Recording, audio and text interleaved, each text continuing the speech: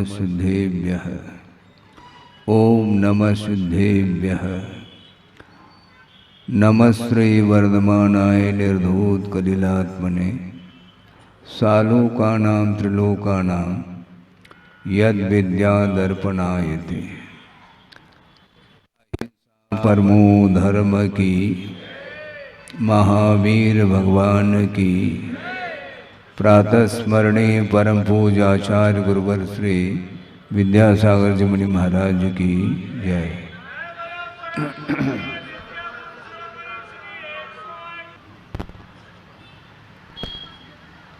कुछ ऐसे पदार्थ हैं जिन पदार्थों को लेकर के कभी भी हर्ष विषाद का अनुभव नहीं होता। कुछ ऐसे पदार्थ हैं जिनको लेकर के इष्टानिष्ट की परिकल्पना नहीं होती। ऐसे पदार्थ कौन से हैं जो अमूर्त होते हैं? धर्म द्रव्य, अधर्म द्रव्य, आकाश द्रव्य और काल द्रव्य, ये चारों द्रव्य ऐसे हैं जो हमें इंद्रियों के माध्यम से ग्रहित नहीं होती, उन्हें हम जान नहीं सकते, वह दिव्य ज्ञान के विषय माने जाते हैं। तो ऐसे पदार्थ तो ये चार हो गए। इसके उपरांत जीव और पुद्गल, ये दो द्रव्य ऐसे हैं जिनका मोह के कारण परस्पर में संघर्ष हो रहा है। जीव और पुद्गल नाचे या में कर्म उपाधि है। इन दोनों द्रव्यों के बीच में ही यह संघर्ष है। वस्तुतः देखा जाए तो अनंतानंत हैं, किंतु छोड़ने योग्य क्या है? गणेश प्रसाद जी वर्णी हुए हैं जिन्होंने प्रसंग के अनुरूप वह विषय पढ़ने को मिलता है। शायद अपनी जीवन गाथा में ही वह विषय उपलब्ध हो सकता है कि जानने योग्य पदार्थ अनंतानंत हैं, किंतु छोड़ने योग्य तीन ही हैं। कौन से हैं वो तीन छोड़ने योग्य? राग, द्वेष और मोह, ये तीन हैं छोड़ने योग्य। बाकी सारे पदार्थ जानने योग्य तीन लोक है। कितना जानना चाहो जानो, लेकिन जानने से होना क्या है? जब तक मोह और राग द्वेष से हम अपने आप को ऊपर नहीं उठाएंगे, तब तक कभी भी आत्मा की उन्नति संभव नहीं है।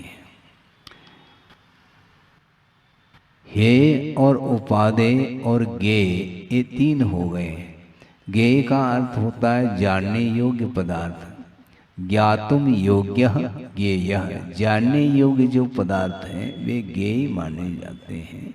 और जो छोड़ने योग्य पदार्थ हैं, हातुम योग्य हेयः, जो छोड़ने योग्य हैं उनको हे बोलते हैं। और जो ग्रहण करने योग्य पदार्थ होते हैं वे उपादेय माने जाते हैं। तो उपादेय अर्थात ग्रहण करने योग्य पदार्थ कौन सा है? तो जो शुद्ध परमात्म द्रव्य है वह हमारे लिए ग्राह्य है, प्राप्तव्य है। और बाकी पंचेंद्रिय के जो विषय सामग्री है वो सामग्री विषय सामग्री है, वो हे है हमारे लिए।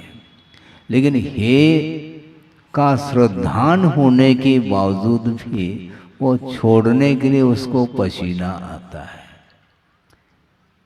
छोड़ने योग्य पदार्थ के प्रति श्रद्धान हो गया कि ये छोड़ने योग्य है, फिर भी वह बटोरता है। वह श्रद्धान किस काम का? प्रश्न खड़ा होता है। श्रद्धान तो हो गया, ये छोड़ने योग्य है, तो जो छोड़ने योग्य पदार्थ को ग्रहण क्यों कर रहा है? वह मोह छूटता नहीं। श्रद्धान का विषय बनना अलग विषय है और त्याग की भावना को लेकर के सामने आना ये अलग विषय है। जैसा कि अभी आपके सामने घोषणा हो गई कि 25 तारीख को पात्र चयन का है। अब वैसे पात्र तो सभी हैं, क्योंकि पूजन करने की पात्रता तो सबके अंदर है, ये ध्यान रखें। लेकिन महोत्सव के रूप में इसको महोत्सव का रूप दिया जा रहा है, इसलिए इसमें भी चयन पद्धति आ रही है, चुनाव जिसको बोलते हैं। जिस प्रकार चुनाव में आप खड़े हो जाते हैं, उसी प्रकार पात्र के लिए भी आपको खड़े होने के लिए कहा जा रहा है। वैसे खड़े होने के लिए सभी खड़े हो जाएंगे, किंतु व्यवस्था कुछ अलग है। तो पुण्यार्जन करने की योग्यता प्रत्येक आत्मा के अंदर है, भावों की अपेक्षा से, किंतु अर्थ की जहाँ प्रमुखता होती है, फिर वहां पर एक विशिष्ट पात्र की बात सामने आती है। भोग्य सामग्री ये है, ये श्रद्धान हुआ है। अब श्रद्धान होने के बाद उसके प्रति उपेक्षा का भाव आना बहुत पुरुषार्थ अपेक्षित है। इसके लिए श्रद्धान सबका है कि संसार छोड़ने योग्य है। किसी के सामने आप कहना चाह रहे हैं कि वस्तुतः छोड़ने योग्य है। जो छोड़ने योग्य है तो किसी भी मुहूर्त में छोड़ा जा सकता है। उसके लिए मुहूर्त तारीख निश्चित करने की कोई आवश्यकता थोड़ी है। भोजन करने के लिए कोई मुहूर्त ढूंढते हैं आप, कोई मीटिंग बैठाते हैं, कोई बैठक हो रही हो, मुझे भूख लगी है, क्या होगा, आपस में विचार विमर्श चल रहा हो, ऐसा कुछ नहीं होता। भूख लग गई भोजन कर लेते हैं, प्यास लग गई तो प्यास बुझाते हैं। वो उसी प्रकार अपने को शुद्ध परमात्मा तत्व को प्राप्त करने के लिए यथार्थ श्रद्धान करने की आवश्यकता है, किंतु इसके साथ साथ श्रद्धान होने के पश्चात उस पदार्थ को छोड़ने का भाव निरंतर होना चाहिए। चारित्र के क्षेत्र में जब तक हम अपने आप को आगे नहीं बढ़ाएंगे कदम को, तब तक वह मुक्ति मिलने वाली नहीं है। मंजिल तक आपको पहुंचना है, आपके पास मंजिल नहीं आने वाला है। मंजिल आता है क्या? आप मंजिल में आप स्वयं प्रवेश करेंगे, और वह मोक्ष मंजिल का अर्थ कोई भवन निर्मित नहीं है जहां पर जाकर के पुनः एयर कंडीशन में जैसे आप लोग रहते हैं, उसी प्रकार वो बहुत ही वातानुकूल कोई स्थान होगा, तो वहां पर जाकर के अनंत काल के लिए हमें रहना है, ऐसा कुछ भी नहीं। वह एक स्थान है जहां पर रह करके वह आत्मा रुक जाती है, किंतु मुक्ति तो इसी धरती पर मिलती है उसको। तो मोक्ष प्राप्त करने के लिए बंधन का क्या स्वरूप है उसको भी समझना आवश्यक सिद्ध हो जाता है। हित और अहित का परिज्ञान जिसे नहीं है, वह स्वयं ही अपने परिणामों के द्वारा वह अपने आप को वेष्टित करता चला जाता है। आपने देखा होगा एक कीड़ा होता है, रेशम का कीड़ा, जानते हैं आप, जिससे रेशम निकलता है। तो अपने लार के माध्यम से वह अपने बदन को वेष्टित करता चला जाता है, और वह उसी में अंत को प्राप्त होता है। हिताहित विमूढ़ आत्मा स्वम शाश्वत वेष्ट ये ग्रही, ऐसा कहा। स्वयं हित और अहित का जिसे ज्ञान नहीं है, वह आरंभ और परिग्रह के माध्यम से अपने आप को वेष्टित करता है, परिवेष्टित करता, अपने आप को बांधता है। किसके द्वारा आप बंधन का अनुभव करते हैं? पर पदार्थ के साथ जब संबंध, अपने आप का संबंध जोड़ते हैं, तो उसके माध्यम से ही वह बंधन का अनुभव करता है। और श्रद्धान भी है, ये छोड़ने योग्य है। वह श्रद्धान एक्टिव होना चाहिए, वह सम्यक सक्रिय होना चाहिए। आचार्य महाराज के मुख से कई बार स्वाध्याय के अथवा प्रवचन के दौरान उन्होंने प्रसंग रखा है कि सम्यक दर्शन को तो प्राप्त किया जाता है, किंतु प्राप्त जो सम्यक दर्शन है उसको एक्टिव बनाने की आवश्यकता है, उसको सक्रियता उसके अंदर आनी चाहिए।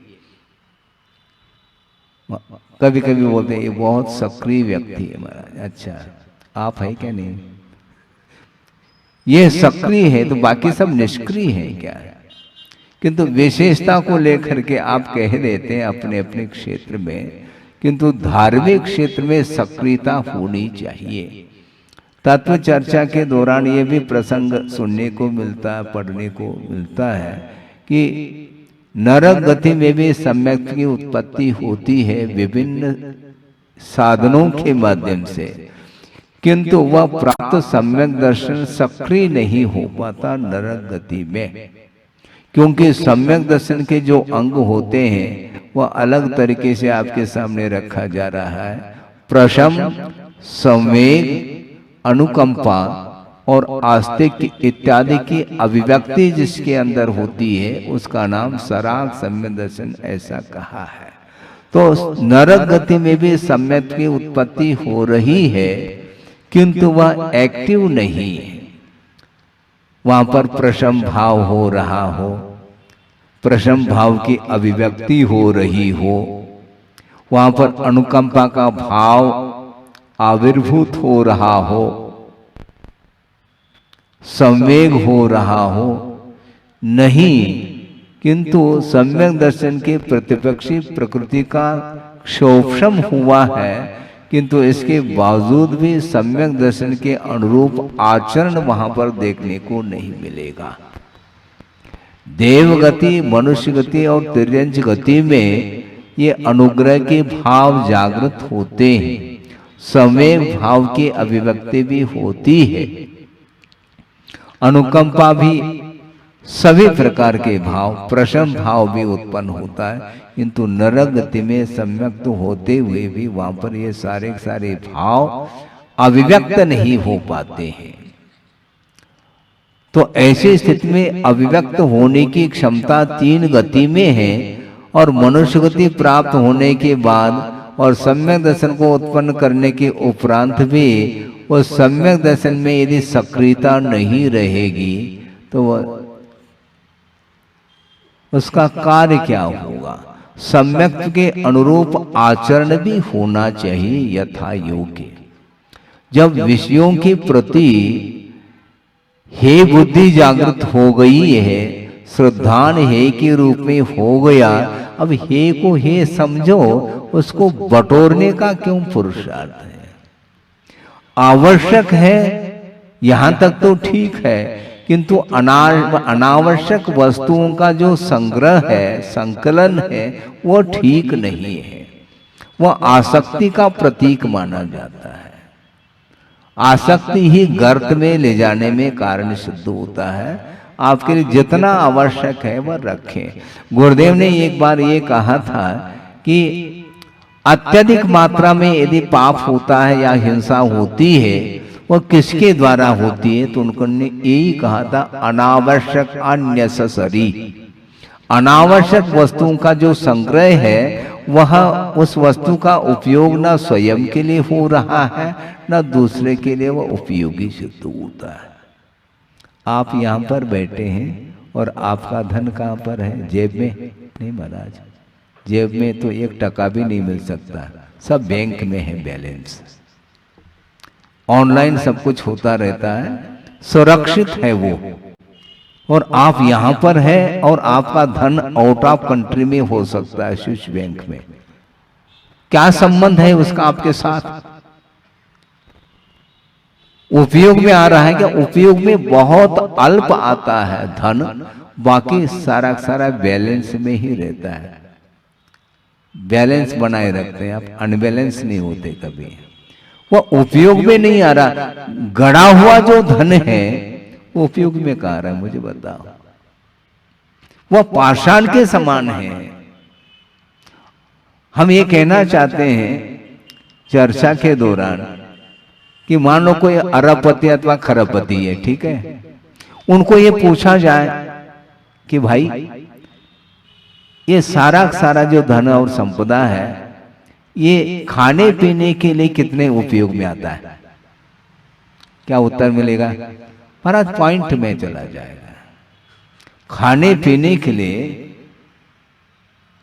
क्योंकि आज वर्तमान में जो लखपति है उसका भी जीवन चल रहा है, करोड़पति उसका भी जीवन चल रहा है, अरबपति खरबपति उसका भी जीवन चल रहा है, जो पाव भर आटा ही उपयोग में आता है?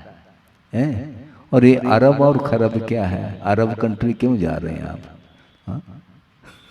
अरबपति बनने के लिए वहां जा रहा है, कमाना है और समय को गंवा देता है जीवन पर्यंत, और उसकी कोई भी उपयोगिता शुद्ध नहीं होती है।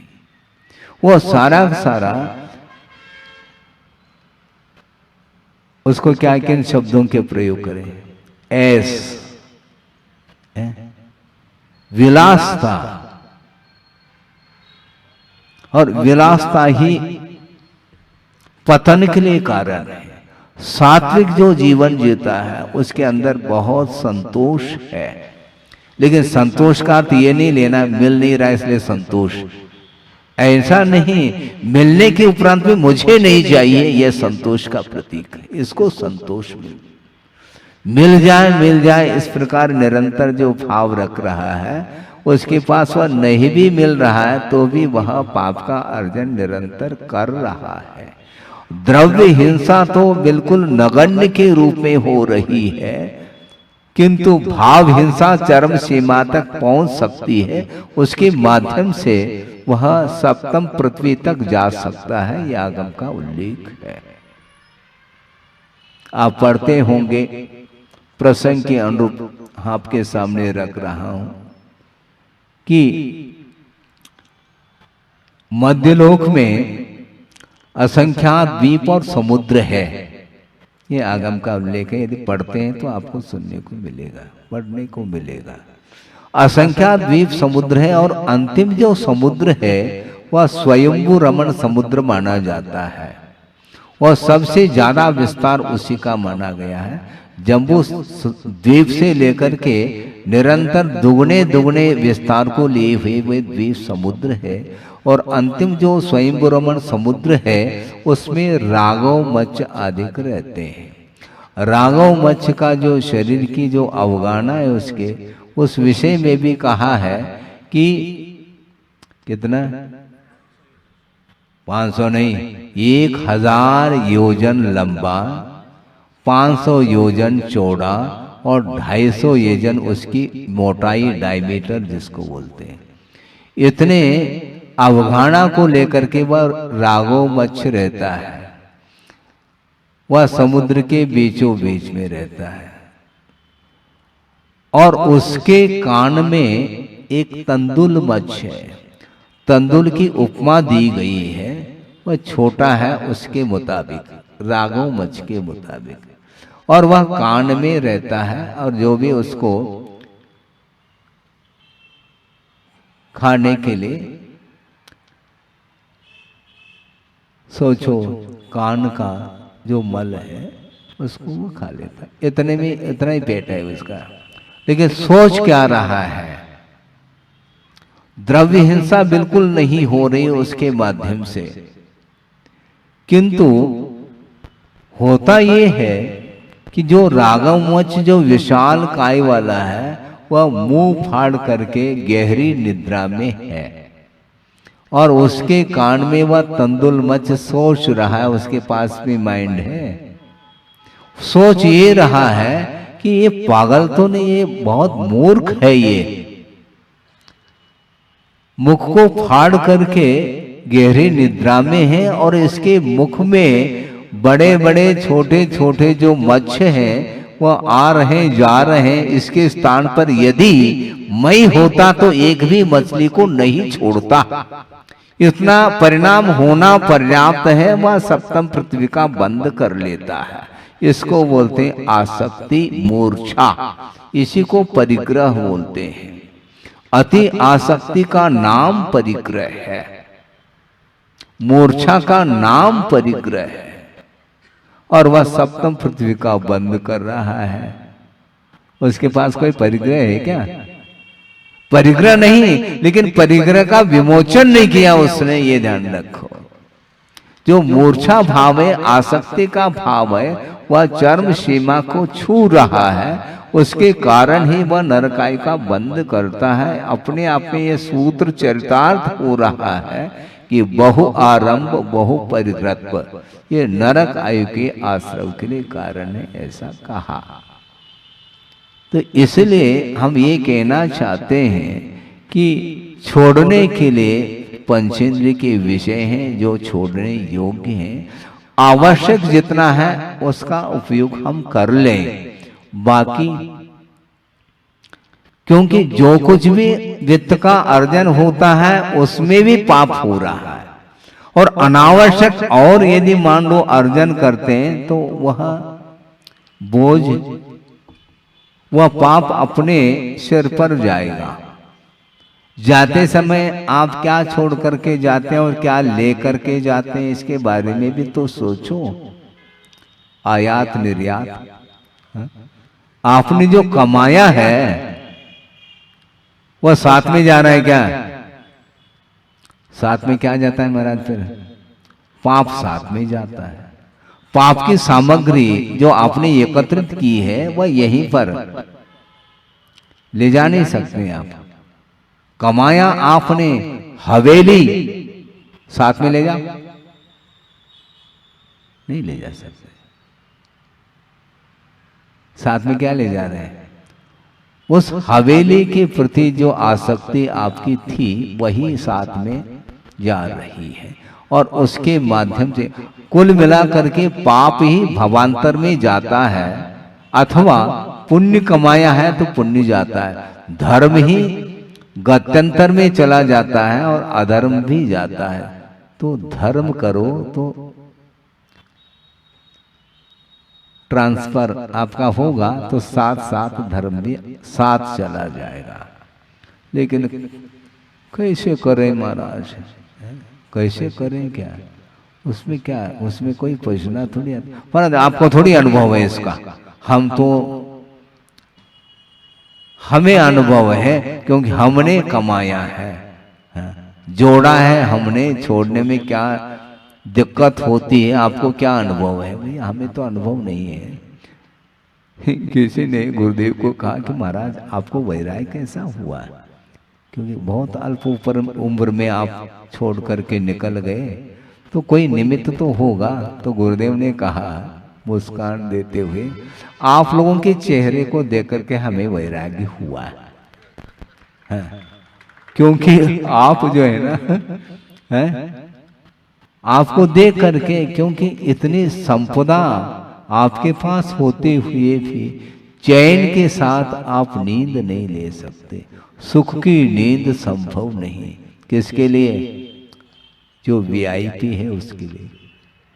किंतु आज जो कमा करके खाने वाला है और निश्चिंत हो करके वह सो जाता है, आप नहीं सो पाएंगे। तिजोरी अंदर है और दालान में आप सो रहे हैं। रक्षा आपकी नहीं हो रही, तिजोरी की रक्षा हो रही है, जड़ की रक्षा हो रही है। और जो चेतन है वह श्रम कर रहा है और उसके लिए सुख का अनुभव कठिन हो रहा है। ये क्यों? ये अत्यासक्ति के कारण ही इस प्रकार की स्थिति बनती है। इसलिए ये पदार्थ के प्रति श्रद्धान होना अलग विषय है। श्रद्धान होने के उपरांत उसको छोड़ने का जो भाव है वही चारित्र के क्षेत्र में वह आगे बढ़ता है। त्याग नहीं है तो नहीं, कुछ भी नहीं है। अब देखते हैं 25 तारीख को कौन कितना नंबर लेता है। परिणाम निकलेगा, परिणाम के अनुरूप निकलेगा परिणाम। आपके जो भाव है उस भाव के अनुरूप ही रिजल्ट निकलने वाला है। 4-5 दिन और शेष है, तैयार हो जाओ आप लोग। क्या करना है, संचालन तो जोरदार करते हैं ताकि उसके माध्यम से भाव जागृत हो जाए, है? क्योंकि मोटिवेट किए बिना वो आगे बढ़ता नहीं है। योग्यता होते हुए भी मोटिवेट करने की आवश्यकता पड़ रही है। तो हम कहते कि हम कितने मोटिवेट करें, आप तो मोटे होते चले जा रहे हैं, फिर भी हम मोटिवेट आपको करें तो अच्छा नहीं लगता है। धार्मिक क्षेत्र में और मोटिवेट नहीं, दिल खोल करके आपको सामने आना है और प्रभु की आराधना करने के लिए ही ये आयोजन है। सामूहिक जो पुण्य का अर्जन करने का जो अवसर आता है, इस प्रकार के आयोजनों के माध्यम से आता है। इसलिए पहले भी 93 में मैं भी था, उस समय ये पंच कल्याण गजरत महोत्सव हुआ था, इसी नंदीश्वर द्वीप को लेकर के। सामने नंदीश्वर द्वीप में जब प्रवेश करते हैं तो ऐसा लगता है कि वहाँ पर अभी भी गुरुदेव विराजमान है। कितना जबरदस्त उनका प्रभाव अभी भी विद्यमान है। ये साधना का एकमात्र परिणाम है कि आस्था के केंद्र बन चुके हैं। वो कहीं भी रहेंगे, हमारी आस्था अटूट रहेगी। उसके बिना आनंद क्या वस्तु है। क्षेत्र, जिस क्षेत्र में उन्होंने साधना की है, इतना प्रभाव अभी भी देखने को मिलता है। यहीं पर बैठते थे, यहीं पर स्वाध्याय करते थे, प्रवचन करते थे, और सारा दृश्य आ जाता है, स्मृति का विषय बनता है। और अटूट श्रद्धान होने के कारण हमारे जो परिणाम हैं वो भी उज्ज्वलतम होते चले जा रहे हैं। सोचो, विचार करो, ये साधना का परिणाम है। विषय सामग्री दुख के लिए कारण है। गुरुदेव का चिंतन बहुत अनूठा चिंतन। एक प्रसंग शायद आपके सामने रखा हो या नहीं भी रखा हो, कि बाहर के लोग भी आए हैं, इस अपेक्षा से उसी प्रसंग को 10 मिनट में पूर्ण कर लूं कि अष्टमंगल द्रव्य से आप लोग पूजन करते हैं। वो सामग्री को मंगल द्रव्य क्यों कहा? वो पूजन सामग्री है, इसलिए उसके लिए मंगल द्रव्य की संज्ञा दी है। वो पूजन सामग्री कहाँ से आई है? दुकान से आपने खरीद ली है, किंतु दुकान में जो वह सामग्री थी वह अष्टमंगल द्रव्य के रूप में नहीं थी, और लेकर के आ गए और वह उसको द्रव्य को धो लिया और वह मंगल द्रव्य मान। मंगल क्यों? पूजन के लिए उस सामग्री का उपयोग हो रहा है। उसके माध्यम से परिणामों में पवित्रता आती है, इसलिए उसको भी मंगल द्रव्य के रूप में स्वीकार किया है। जिस अष्टमंगल द्रव्य में आप बादाम भी चढ़ाते हैं तो मंगल द्रव्य, और इधर चढ़ाते हैं तो किधर? हाँ, थाली में बादाम परोस दिया गया है। थाली में और बहुत सारे सामग्री है, किंतु वह सामग्री पूजन सामग्री नहीं, भोजन सामग्री है। पदार्थ वही है, दृष्टिकोण, दृष्टि में परिवर्तन आ गया। वो खाने योग्य होते हुए भी नहीं खाएंगे, क्योंकि वो चढ़ाने योग्य सामग्री है। पूजन का भाव आते ही उस द्रव्य में भी मांगलिकता आती है। छोटा सा बालक भी क्यों न हो, उसके हाथ में भी आप यदि मान लो निर्वाण लाडू देंगे तो खाने का भाव तो वह नहीं रखता। यह संस्कार इसी को बोलते हैं। वह चढ़ा रहा है क्योंकि ये चढ़ाने योग्य है, किंतु आप रसोई घर में जाते हैं, चढ़ाते नहीं, ग्रहण करते हैं।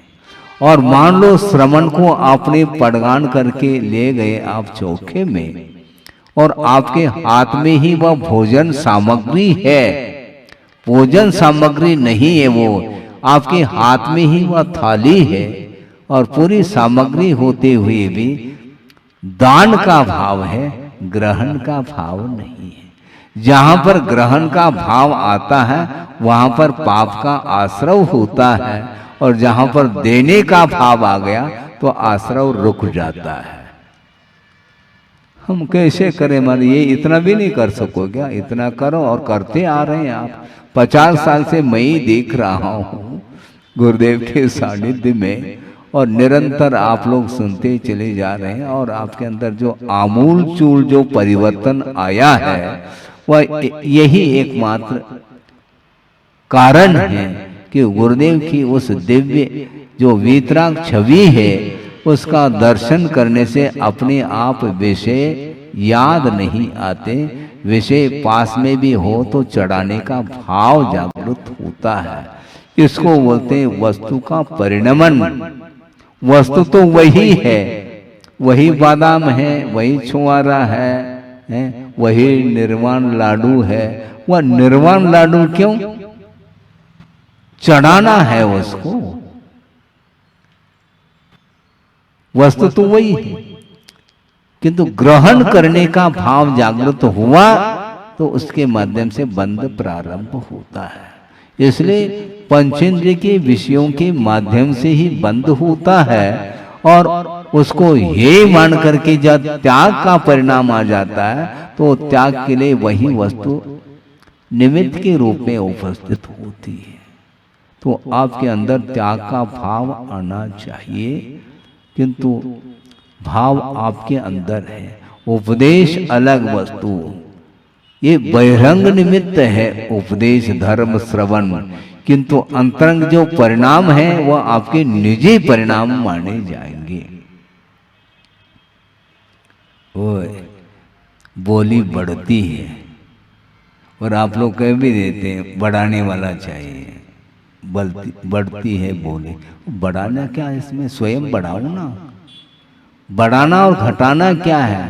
देने का भाव आपके अंदर हो तो त्याग की भावना हो जाती। वो बिल्कुल उसको क्या बोलते हैं, चेन पुली होती है ना, एक एक सूत जो है ना वह प्रतिमा ऊपर उठ रही है, तो उसी प्रकार बोली जो है ना ऐसे उठती है। उसमें घंटों लगा देते हैं, घंटों नहीं लगाना चाहिए। घंटों क्यों लगाते हैं? महाराज आपको थोड़ी अनुभव है, इसलिए तो मैं कह रहा हूं, हमें तो कुछ बल्कि गुरुदेव ने ये कहा था कि आप महावीर भगवान से भी सीनियर है। ये कैसे महाराज? संसार के क्षेत्र में 2550 वर्ष उन्हें निर्वाण को प्राप्त करके हो गए हैं, तो इतना काल संसार का अनुभव उनसे ज्यादा आपको हो गया है, इसलिए आप सांसारिक क्षेत्र में सीनियर है। और मोक्ष मार्ग के क्षेत्र में पैर रखा है क्या नहीं रखा आपको समझना है। हम नहीं कहना चाहते, क्योंकि कौन सम्यक दृष्टि है कौन मिथ्या दृष्टि है इसका आकलन ये छद्मस्त का विषय है ही नहीं, किंतु बाहरी जो कुछ भी आचरण है उसके माध्यम से ये बात कहने में आती है और उपयुक्त भी है। सभी धर्मात्मा है? सभी भव्य जीव है, सब धर्मात्मा है, सब भक्त है, गुरु भक्त है, प्रभु भक्त है, यही कहेंगे। इसके बावजूद भी परिणाम वह दिव्य ज्ञान का विषय बनता है, उस ओर हमें नहीं जाना। किंतु आप लोगों ने जो मार्ग पकड़ा है वह उस मार्ग पर निरंतर आप आगे बढ़ते चले जाएं। गाड़ी रिवर्स नहीं होनी चाहिए। गाड़ी आप ही ले जाते हैं रिवर्स, और आप ही आगे ले जाते हैं। ड्राइविंग आप ही करेंगे, मैं थोड़ी कर सकता हूँ। 1 घंटा हुआ नहीं, बस कहाँ जाएंगे? जहां से आए थे महाराज वहां जाएंगे और क्या, जहां से आए थे वहीं जाना है। तो इसलिए आना जाना ये लगा हुआ है, लेकिन बोलते तो जरूर है आना जाना मिट जाए मेरा। ये बंद काटने आया, बंद काटने के लिए आए तो जोड़ो क्यों? यदि जोड़ा है अज्ञान दशा में, उसको छोड़ने का पुरुषार्थ करो, नए सिरे से जोड़ो नहीं। बहुत जोड़ लिया अपने, इसलिए अरबपति खरबपति उसको पूछो उसकी उपयोगिता क्या है, उसकी यूटिलिटी कितना, वो सब पानी के समान बहा देता है उस वित्त को, संपदा को, और अपने लिए उपयोग में थोड़ा सा आना है। इसलिए इस प्रकार अत्यासक्ति के कारण जिस प्रकार तंदुल मत्स्य सप्तम पृथ्वी को प्राप्त हो रहा है, तो उसी प्रकार संसारी प्राणी अज्ञान दशा में अनंत बार सप्तम पृथ्वी तक यात्रा की है। सप्तम पृथ्वी का फाटक खोल दिया है, लेकिन मोक्ष मार्ग का फाटक खोलो, मोक्ष मार्ग पर चलो और मोक्ष महल में प्रवेश करो। उसको रोकने वाला कौन है? अर्गला कौन है? कोई नहीं, अपना मोह ही अर्गला का काम करता है। मोह को छोड़ने का पुरुषार्थ आप करेंगे तो निश्चित रूप से बहुत जल्दी महाराज आज भी मोक्ष है क्या? मोक्ष में मोक्ष नहीं भी हो तो उम्मीदवार तो हो, उम्मीदवार।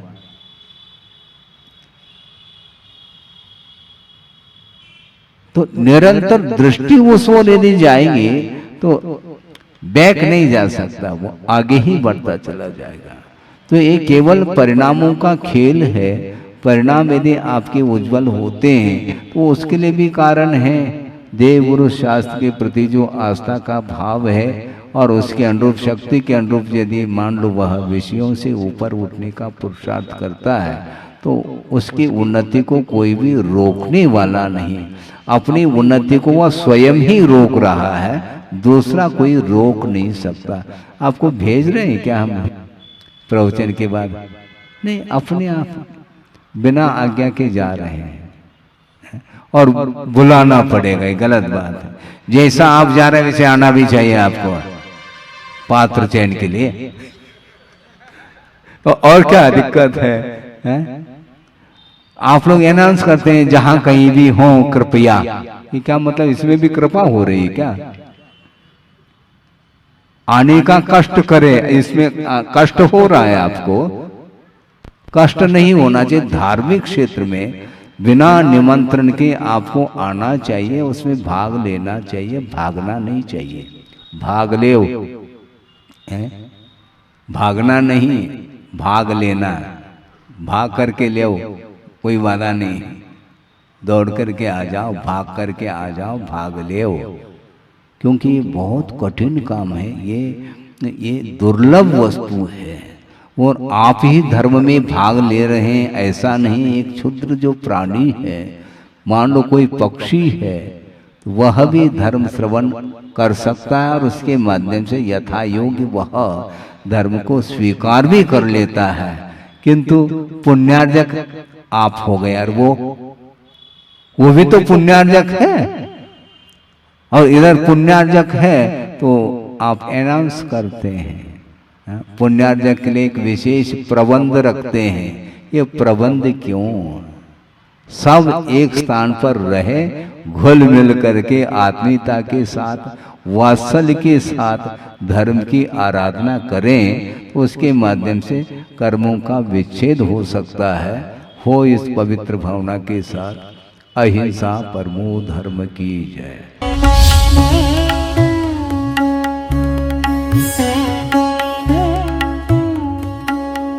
हर